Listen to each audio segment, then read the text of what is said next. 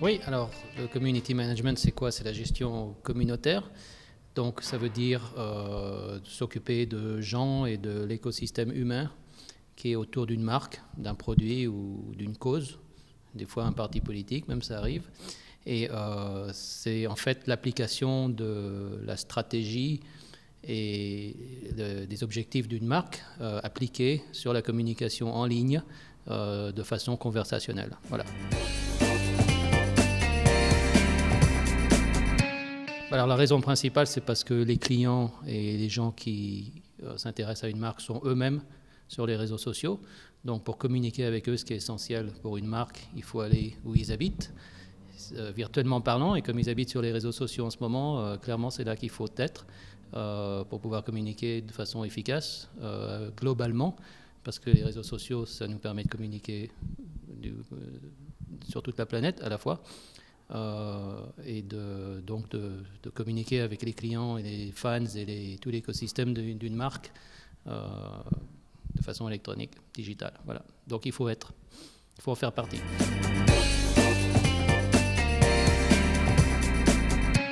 Oui, alors moi je viens ni du luxe ni de l'horlogerie. Mon parcours il est de l'informatique.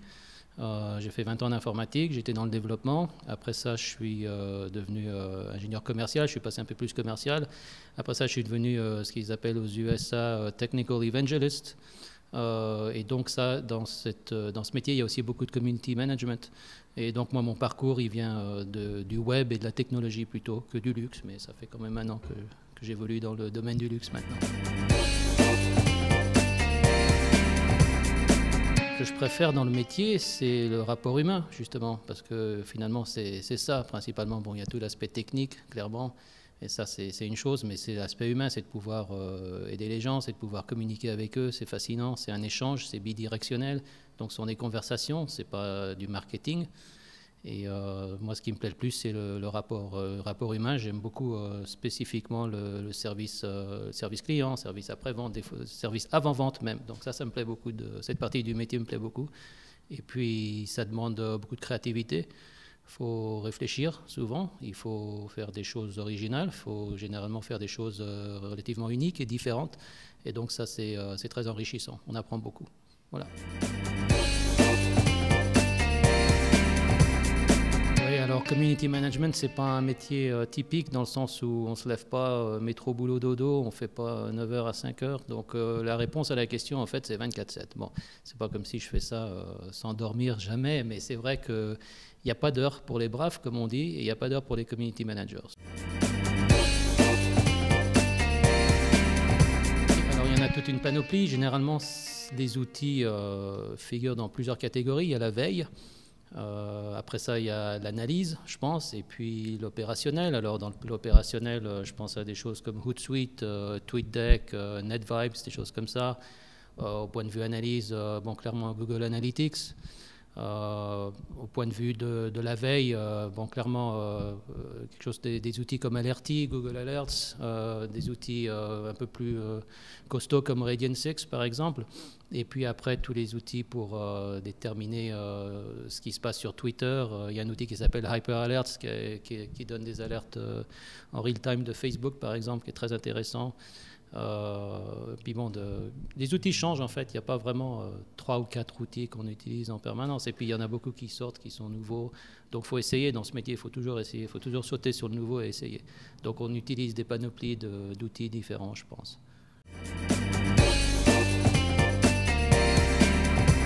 Chez Marvin Watches, on a reçu un message une fois d'un personnage intéressant dont le père avait vécu en fait toute sa vie avec Marvin.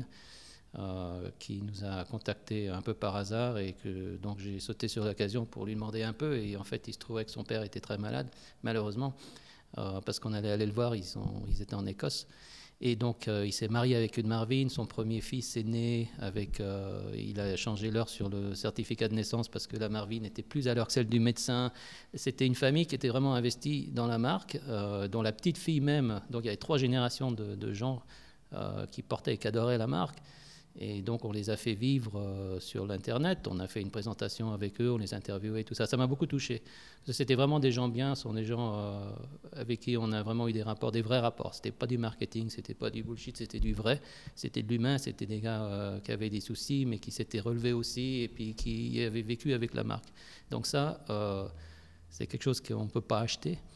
Et ça m'avait beaucoup touché. On est resté amis avec ces gens. D'ailleurs, ils nous ont envoyé de la nourriture. Ils m'ont même envoyé un petit vêtement pour mon chien. Nous, on leur a envoyé des montres, on leur a envoyé des choses pour requinquer un peu le grand-père, enfin son père qui était à l'hôpital. Donc ça, c'était très touchant. J'ai beaucoup apprécié.